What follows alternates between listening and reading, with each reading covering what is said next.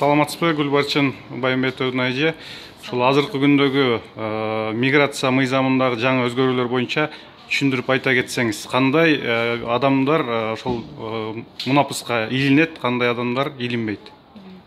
Şu migratsiялык мунапыс өзүңүздөр билгендей, мына акыркы 6 айдын ичинде экинчи жолу болуп атат. Россия тарабынан бизге ушундай бир чоң чечим чыгарып атат. Өзүңүздөр билгендей, жакында эле Россиянын президенти Кыргызстанга барган мамлекеттик сапарында да ушу миграциялык мунапысты апрелдин аягына чейин узартабыз деп айтты. Азыркы убакта 1 апрелден 22 апрелге чейин бизде убакыт бар. Негизи бул чечим 21 мартта эле чыкты.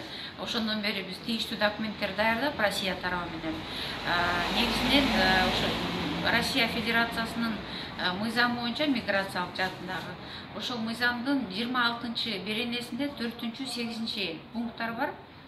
Ошол пункттарда берилген, ошол пункттарга туура келген биздин жарандардын укугу ошого ылайыктуу болот да. Демек кандай айтылат, кыскача айтканда, биздин жарандар ушу Россия жергесинде жүрүп миграциялык мыйзамдарды бузган.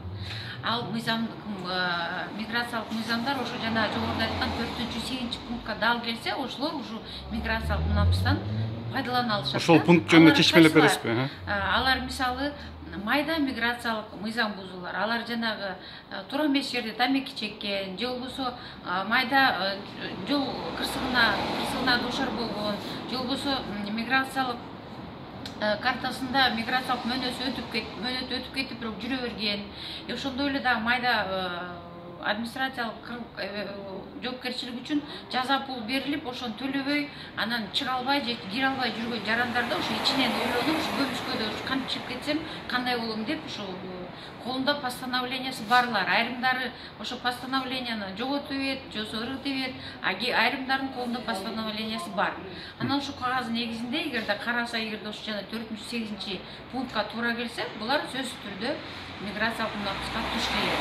Эми бизге кечеден бери дагы бир жеңилдик болду.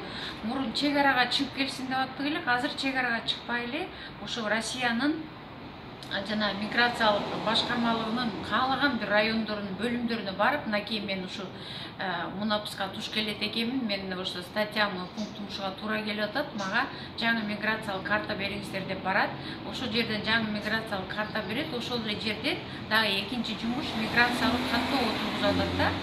Миграциялык каттоого бирок дароо эле тургузбайт, аны да билиш керек. Анткени эгерде өзүңүздөр билгендей биздин жарандар жашаган жеринин жанагы үй ээсин менен макулдашуусу бар болсо, ошо жерге каттаган адресин билсе, ошо жерге тура тургандын чындыгын билсе, анан айтат ошол жерде: "Ооба, мен ушул жерде каттоого, миграциялык каттоого турганга укугум бар, мага уруксат берилген" деп, ошол жерден дароо жанагы башкармалыктын райондук бөлүмүнөн ошо миграциялык каттоого туруп, жаңы миграциялык карта алууга болот. Чоң рахмат,